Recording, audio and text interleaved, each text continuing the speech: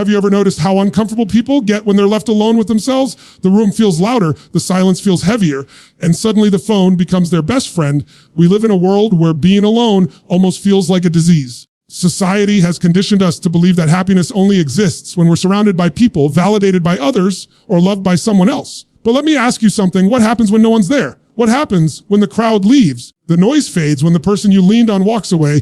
That's when most people feel the H of emptiness. But here's the truth I want you to really take in. That H isn't because you're alone. It's because you never learned how to be with yourself. See, the greatest tragedy isn't loneliness. It's being a stranger to your own soul. It's depending on others to make you feel complete when the real source of joy, strength, fulfillment has been inside you the whole time. And until you unlock that, you'll always be chasing happiness instead of owning it. This isn't just about enjoying quiet time. This is about freedom. Because when you can stand strong in your own presence, when you can wake up in the morning and know you don't need anyone else to feel alive, that's when you become unstoppable. You stop begging for attention. You stop settling for less. You stop fearing loss because you found the one person you can never lose yourself. If you stay with me through this speech, I'm going to show you how to make that shift. I'm going to share with you how to transform loneliness into power, how to build a relationship with yourself so unshakable that nobody can take it away, how to finally understand that happiness isn't something you find out there. It's something you build in here. So don't just listen with your ears, listen with your heart.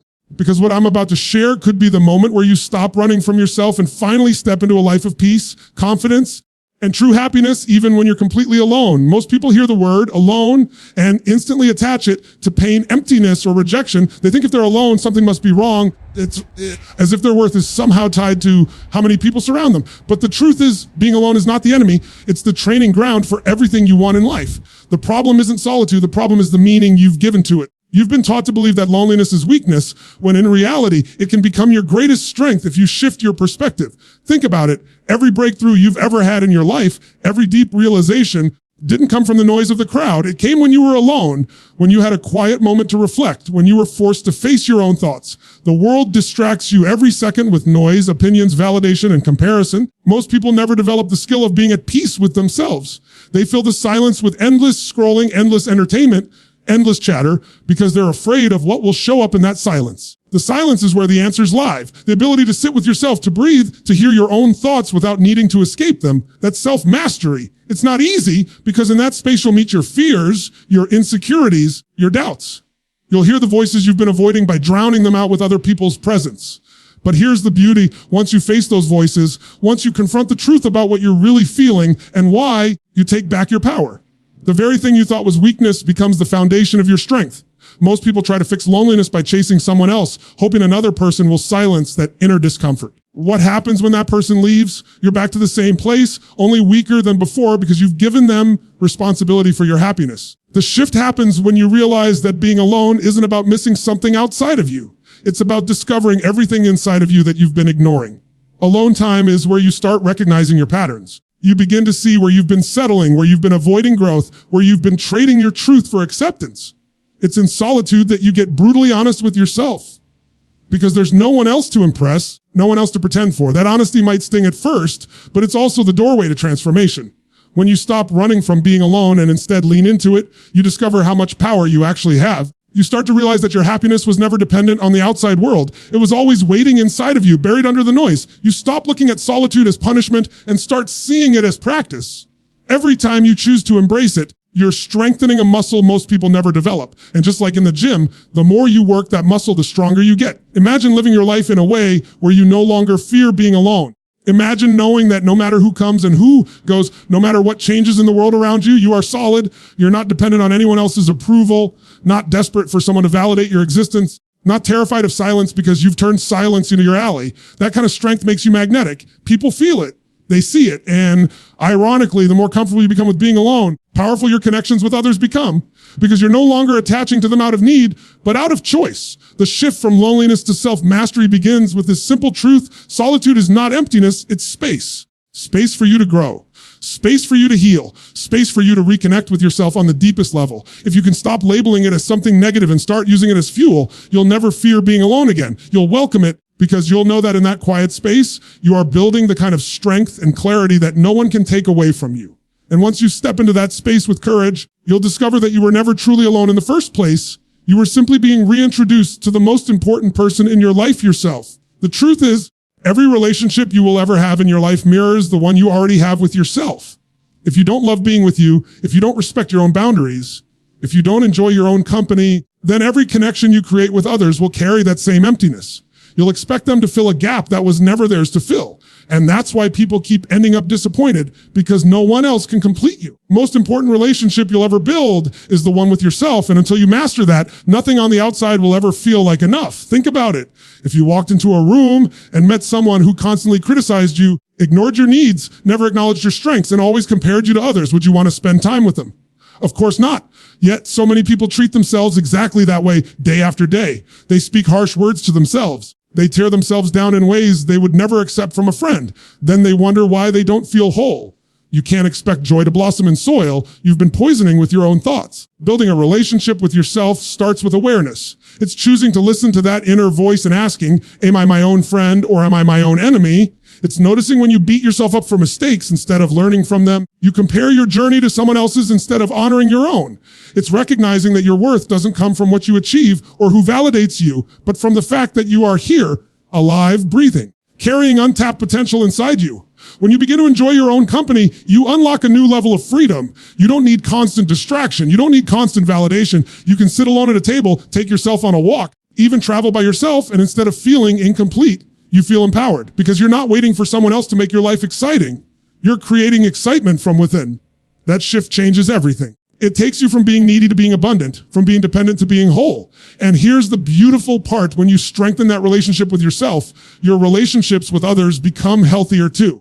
You're no longer desperate for someone to fill the void, so you don't cling, you don't settle, you don't tolerate disrespect. You start choosing people not out of fear of being alone, but out of genuine alignment. You attract stronger, deeper connections because you're coming from a place of strength, not scarcity. Some people think love is selfish, but it's the opposite. When you fill your own cup, you're able to give more to others without resentment, without strings attached. You're not loving them because you need them. You're loving them because you choose to. That's the purest kind of love there is. So how do you build that unshakable relationship with yourself?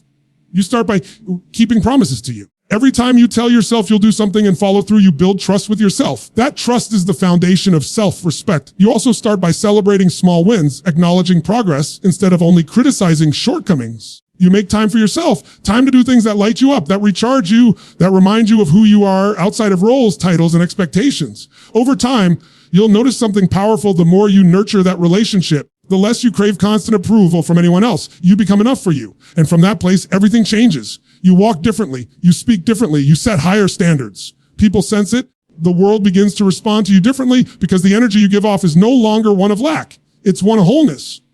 The most important person you will ever learn to fall in love with is the one looking back at you in the mirror.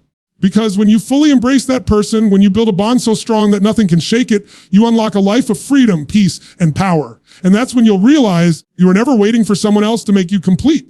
You were simply waiting to recognize that you already are. Most people waste the time they spend alone. They see it as something to kill, something to escape from, instead of realizing it's the most valuable resource they'll ever have.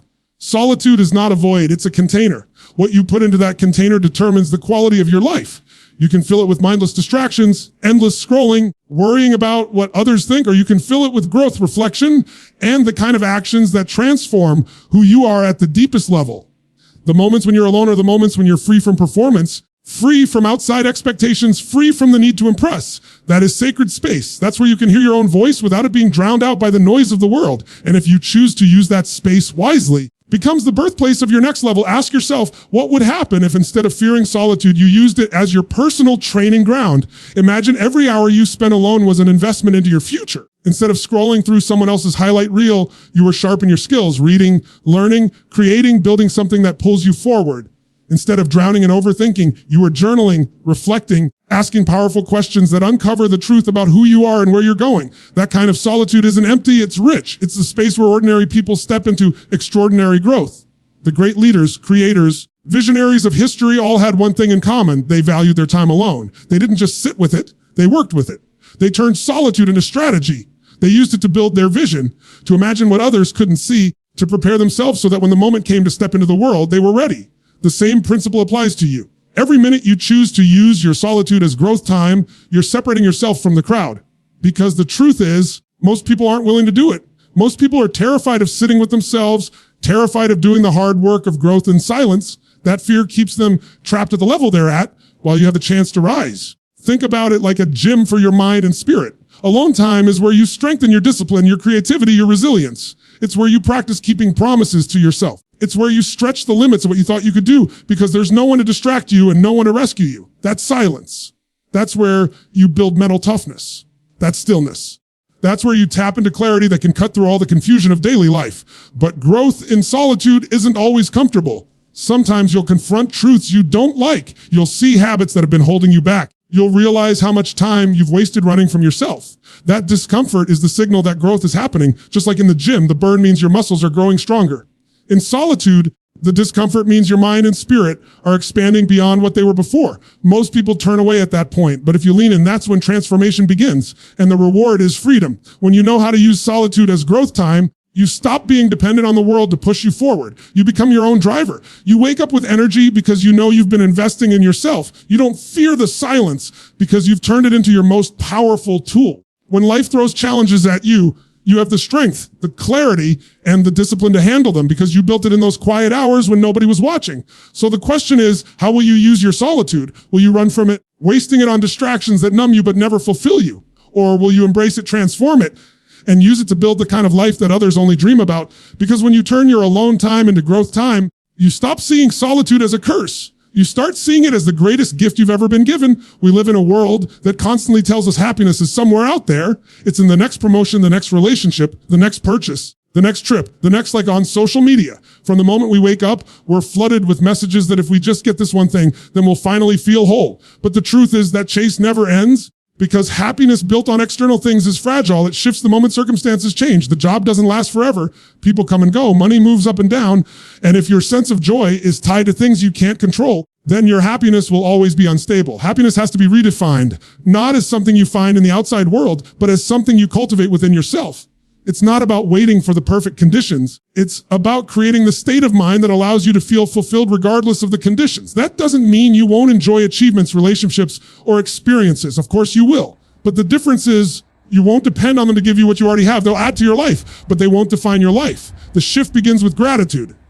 When you train yourself to notice what you already have, instead of obsessing over what's missing, something powerful happens. You stop living in a state of lack. You stop telling yourself, I'll be happy when, and you start realizing, I have reasons to be happy now. Gratitude changes the lens you see life through. It doesn't mean ignoring challenges, but it does mean choosing to focus on the blessings instead of only the burdens.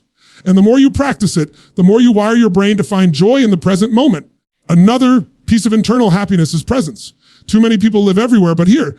They're either stuck replaying the past or worrying about the future, and they miss the only place happiness can actually exist right now. Being alone gives you the chance to practice presence, to slow down, to breathe, to feel life in this very moment without needing to escape it or control it. When you learn to find peace in the now, even in the simplest things, a sunrise, a cup of coffee, moment of silence, you realize happiness was never as complicated as the world made it seem. It was always about learning to fully experience the moment you're in. And then there's meaning. Happiness isn't just about feeling good. It's about living in alignment with something bigger than yourself. When you know what you stand for, what lights you up, what matters to you at the deepest level, life takes on a sense of fulfillment that no external achievement can match. Meaning turns ordinary days into extraordinary ones because you're no longer just existing, you're living on purpose. And that kind of fulfillment can't be taken away because it doesn't rely on circumstances. It comes from who you choose to be. So when you're alone and you think happiness is missing, remember it's not missing, it's misplaced. You've been looking for it outside when it's been inside the whole time. Happiness isn't in the crowd. It isn't in the applause. It isn't in the next big thing. It's in your gratitude for what you already have. It's in your ability to be present in the moment you're living. It's in the meaning you create through your choices and your actions. That's the kind of happiness no one can give you and no one can take away. When you redefine happiness as something internal, you stop chasing and start living. You stop depending and start creating. You stop fearing solitude because you realize that even when you're alone, you have access to the deepest joy possible, the kind that comes from within. And once you taste that kind of happiness, you'll never again confuse noise for joy, attention for love, or possessions for fulfillment. You'll know the truth happiness isn't out there, it's in here, and it's been waiting for you to claim it.